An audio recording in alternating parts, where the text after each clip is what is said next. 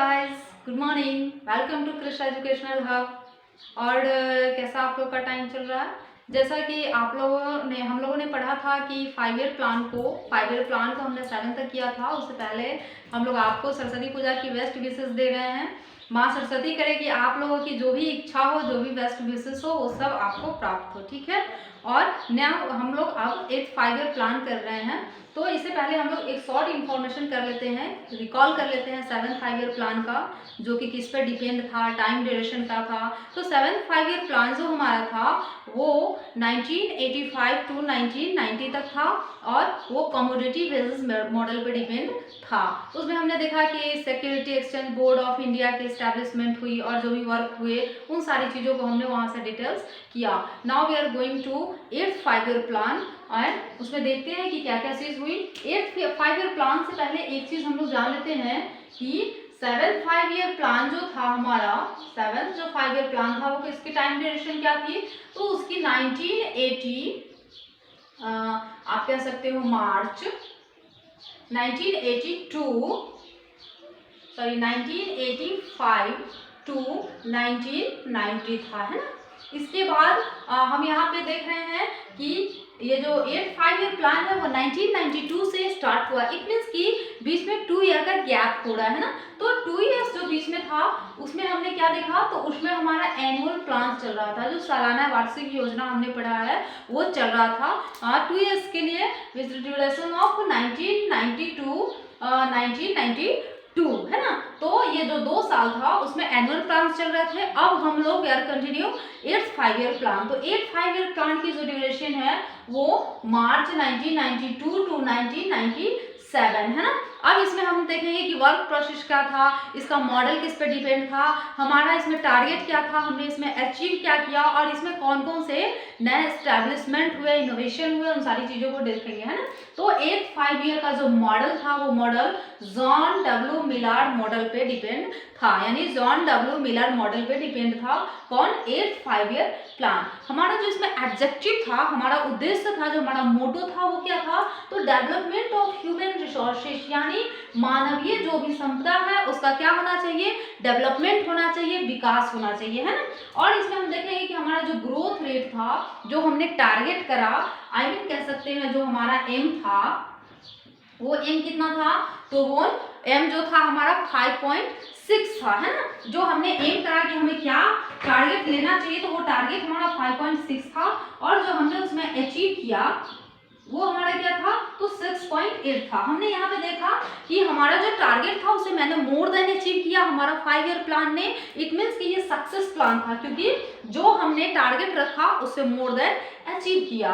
अब इसमें हम देख लेते हैं कि इसमें वर्क क्या क्या हुआ, क्या क्या नई चीज़ों को इनमें जोड़ा गया, कनेक्ट किया गया, है ना।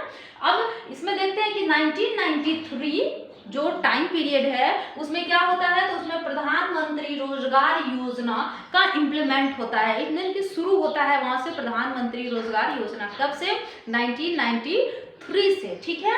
और इसका यहाँ पे इम्प्लीमेंट होता है, जिसका हम लोग शॉर्ट फॉर्म क्या जानते हैं, PMRY, ठीक है। तो आपको अगर इस टाइप का क्वेश्चन दे ऑब्जेक्टिव टाइप में कि प्रधानमंत्री रोजगार योजना का स्टार्ट कब से हुआ, कब से इम्प्लीमेंट हुआ, तो आप आंसर क्या दोगे, 1993 दोगे, है ना। फिर हम लोग देखते हैं कि 1 जनवरी 1995 को क्या हुआ, तो India become the member of WTO। अब हम लोग सबसे पहले एक शॉर्ट फॉर्म जान लेते हैं WTO का, जिसका एस्टेब्लिशमेंट कहाँ हुआ और इसमें क्या है, क्या प्रोसेस है, बस थोड़ा सा इंफॉर्मेशन देख लेते हैं। तो WTO जो है इसको हम लोग बोलते हैं वर्ल्ड ट्रेड ऑर्गेनाइजेशन,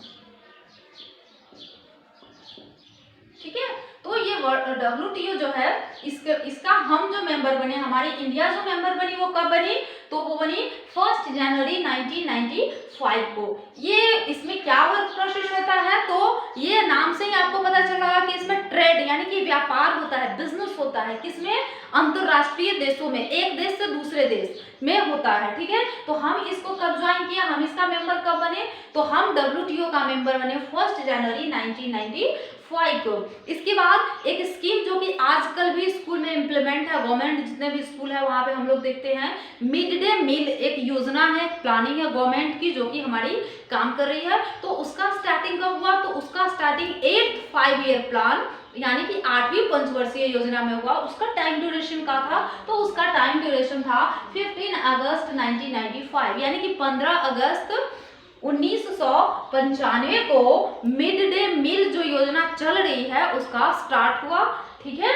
और इसको अभी भी इम्प्लीमेंट किया जा रहा है हर एक स्कूल में, हर एक सरकारी स्कूल में हम इसको देखते हैं। इसके बाद इसी 8th 5 ईयर प्लान में एक चीज और हुआ मनमोहन राव की सरकार में, जिसमें हमने क्या देखा? तो एलपीजी की नीति को देखा है ना। एलपीजी जो सिस्टम है, जो पॉलिसी है, एलपीजी पॉलिसी वो कब आई? तो वो भी 1995 में हुई। और कहाँ? तो इंडिया में आई। एलपीजी का हम लोग जान लेते हैं, एल से होता है लिबरलाइजेशन, पी से प्राइवेटाइजेशन और जी से ग्लोबलाइजेशन। इट मीन्स कि इससे पहले जो हमारी अर्थव्यवस्था थी वो खुली हुई अर्थव्यवस्था नहीं कह सकते हैं, क्योंकि हमारा अन्य देशों के साथ हमारा क्या था? बिजनेस ट्रेड नहीं था। लेकिन जब हमने एलपीजी, लिबरलाइजेशन, प्राइवेटाइजेशन और ग्लोबलाइजेशन के सिस्टम को फॉलो किया तो हमने क्या किया? अपने आप को ग्लोबलाइजेशन यानी वैश्विक लोगों से, वैश्विक मंच पे अपने आप को क्या किया? स्टैब्लिश किया, अपने आप को वहां से जोड़ा, है ना। तो इन सारी चीजों को हमने देखा कि 8th 5 ईयर प्लान में इन सारी चीजों को इम्प्लीमेंट किया गया, इन सारे वर्क को किया गया 8th 5 ईयर प्लान में। अब हम लोग 9th 5 ईयर प्लान को देखते हैं कि इसमें क्या क्या वर्क हुआ और क्या क्या चीज़ों पे इस पे ध्यान दिया गया। तो हमारा जो 9th 5 ईयर प्लान था, इसका ड्यूरेशन जो था वो 1 अप्रैल 1997 टू 31 मार्च 2002 तक था, ठीक है। इसमें हम लोग देखते हैं कि क्या ग्रोथ रेट था। सबसे पहले हम इसका देखते हैं कि इसमें प्रायोरिटी किसकी दी गई है ना।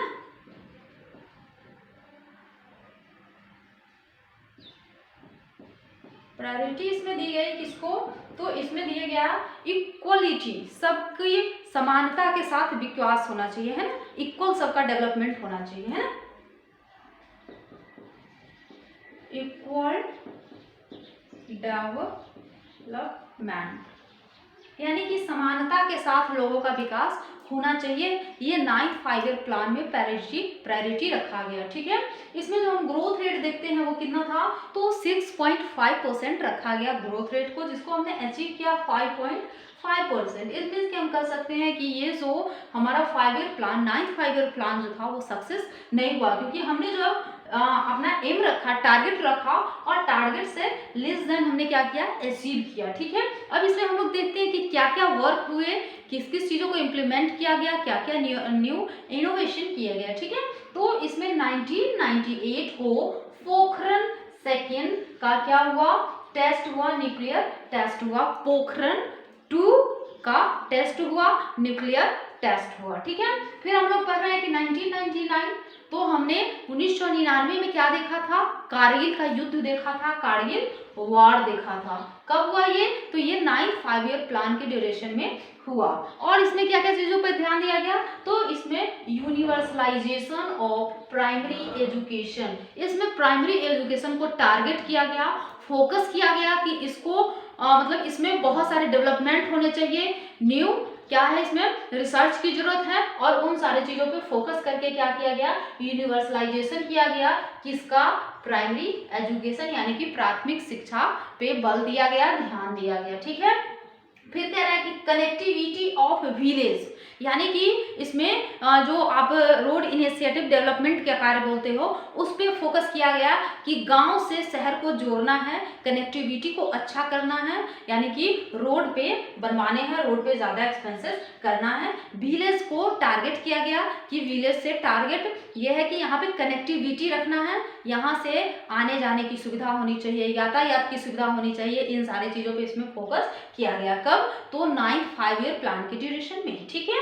फिर 1997 पॉस यानी कि पब्लिक डिस्ट्रीब्यूशन सिस्टम का क्या हुआ, स्टैब्लिशमेंट हुआ, स्थापना हुआ। एक और काम हुआ 1997 में, तो वो क्या हुआ, गंगा कल्याण योजना, यानी जो हम अभी गंगा नदी है उसके ऊपर फोकस किया गया, यानी कि उसकी गंदगी को कम करना है, उसमें गंदगी नहीं फैलाना है। इट मीन्स कि गंगा का कैसे कल्याण हो उस पर फोकस किया गया, ठीक है। फिर हम देख रहे हैं यहाँ पे 1997 में क्या हुआ, अन्नपूर्णा योजना का स्टार्ट हुआ। अन्नपूर्णा योजना स्टार्ट हुई कब, 1997 में, ठीक है। और क्या किया गया, सर्व शिक्षा अभियान। इट मीन्स कि सबके लिए शिक्षा होना चाहिए, सभी में शिक्षा होना चाहिए और सबको शिक्षा को क्या होना चाहिए, ध्यान देना चाहिए। तो इसमें हमने देखा, क्या देखा कि इसमें इक्वलिटी पे वर्क किया गया है ना, कि इक्वल होना चाहिए सबके लिए एजुकेशन, सभी के लिए शिक्षा होनी चाहिए, समानता होनी चाहिए, लोगों में भेदभाव नहीं होना चाहिए।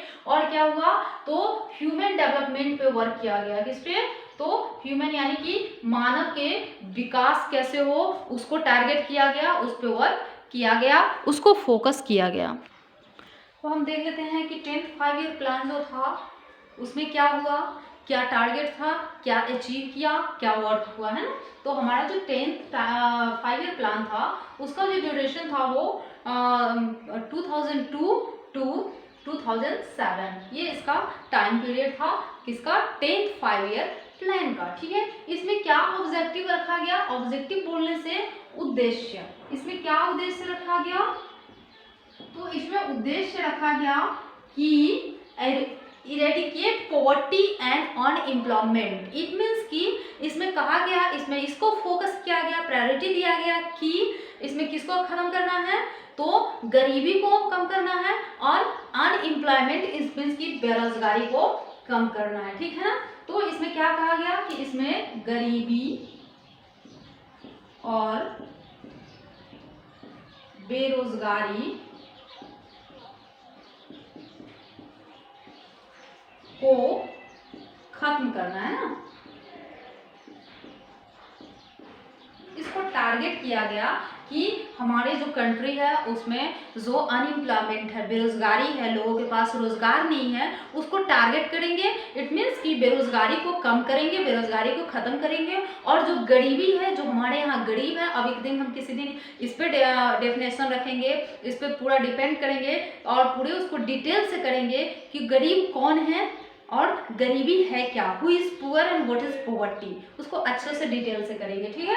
अब इसमें क्या किया गया, इसमें एक चीज को और टारगेट किया गया कि लोगों की जो आय है, लोगों का जो इनकम है, उसको क्या किया जाएगा, डबल किया जाएगा। कितने ड्यूरेशन में, तो 10 सालों में, 10 ईयर्स में जो लोगों की पॉवर्टी है और लोगों की जो आय है, इनकम है, उसको क्या किया जाएगा, तो उसको डबल किया जाएगा। इट मीन्स कि अगर किसी पर्सन की आय 5000 है तो आफ्टर 10 ईयर्स वो पर्सन कितना अचीव करेगा, कितनी उनकी सैलरी होगी, तो उनकी 10,000 आय होगी, इनकम होगी, ठीक है।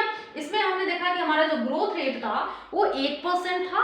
8% का हमने टारगेट किया कि हमारा ग्रोथ 8% तक होना चाहिए और हमने अचीव क्या करा, तो हमने अचीव किया 7.7%। इट मीन्स कि हम कह सकते हैं कि इसमें हमने जो टारगेट किया उससे थोड़ा सा कम हमने अचीव किया और उसकी प्राप्ति।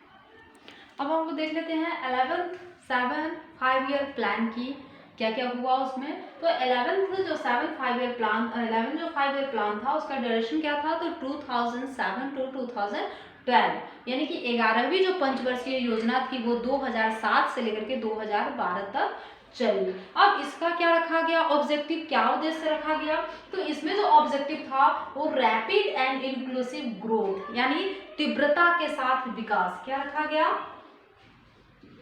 तीव्रता और इंक्लूसिव ग्रोथ, है ना।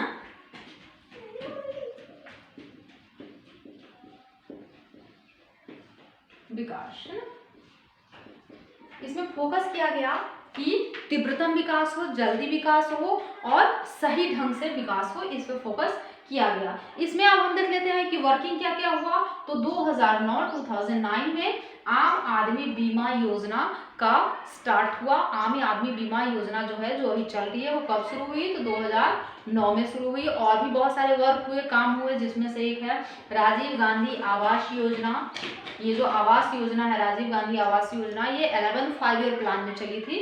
उसके बाद प्रधानमंत्री आदर्श ग्राम योजना, ये भी किसमें वर्क हुआ? तो ये भी 11 5 ईयर प्लान में वर्क हुआ।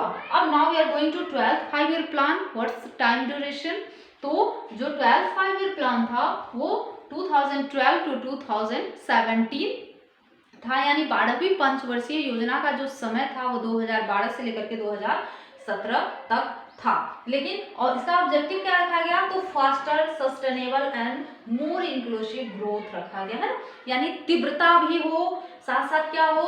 तो मतलब सस्टेनेबिलिटी भी हो, मतलब अस्थाई हो कोई चीज।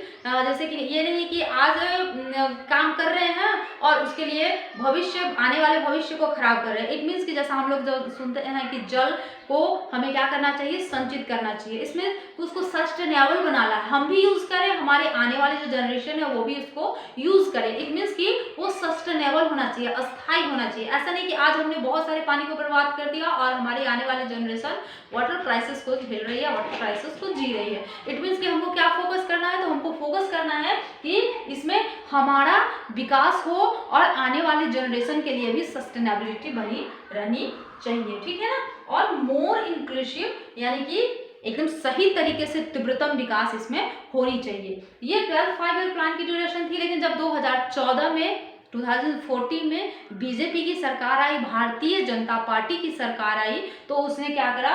उसने ये 5 ईयर प्लान को रोक दिया और पंचवर्षीय योजना यहीं पे खत्म हो जाती है। कब? 2014 में बीजेपी की सरकार में, ठीक है। उसके बाद अब क्या काम कर रही है? तो उसके बाद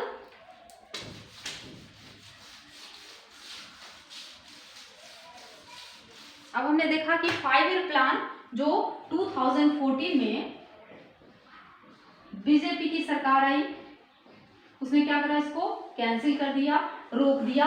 अब उसके बाद क्या आया? इसके जगह पे काम करने के लिए क्या वर्क कर रही है? तो 2015 से 2050 से यहाँ पे नीति आयोग वर्क कर रही है। क्या कर रही है? नीति आयोग वर्क कर रही है ना। अब इसको हम लोग नेक्स्ट क्लास में डिटेल से समझेंगे कि नीति आयोग क्या है, ये कैसे काम करती है, ये कैसे इंडिया का थिंक टैंक है, एक थिंक टैंक के रूप में इंडिया के लिए काम करती है, एक सोचने वाली शक्ति के रूप में काम करती है और इंडिया को इनडायरेक्टली क्या करती है? सपोर्ट करती है। उसके वर्क फंक्शन में कैसे होना चाहिए? इट मीन्स कि आप कह सकते हो कि जो नीति आयोग है वो किसके जगह पे लाया गया है? तो वो प्लानिंग कमीशन के जगह पे,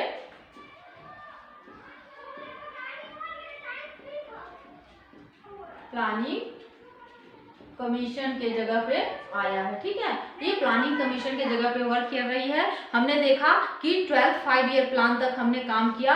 12th 5 ईयर प्लान को रोका गया बीजेपी की सरकार के द्वारा और उसके जगह पे क्या लाया गया? तो नेशनल नीति आयोग लाया गया और नीति आयोग एक थिंक टैंक के रूप में इंडिया के लिए वर्क कर रही है। अब कुछ क्वेश्चंस बन सकते हैं आपके एग्जाम के पॉइंट ऑफ व्यू से कि पहली पंचवर्षीय योजना किसके मॉडल पे डिपेंड थी या किसके मॉडल पे निर्धारित थी? तो आप क्या करोगे? हमने पढ़ा है कि पहली पंचवर्षीय योजना किस पे डिपेंड थी?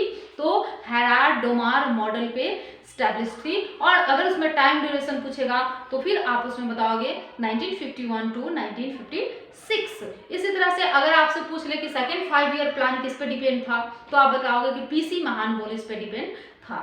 इस तरह से अगर मान लो कि पूछ ले कि आपका 12th 5 ईयर प्लान का क्या ऑब्जेक्टिव था, तो आप क्या बताओगे? फास्टर, सस्टेनेबल और मोर इंक्लूसिव ग्रोथ, है ना। तो इन सारी चीजों को आपको माइंड में सेटअप करना है, क्वेश्चन बनाना है। मैं एक दिन इनसे रिलेटेड जितने भी क्वेश्चन बनेंगे उन सारे क्वेश्चन को एक साथ करके आपको नोट्स प्रोवाइड करूंगी, आप उन चीजों को अच्छे से करोगे। तो हमने यहाँ क्या किया?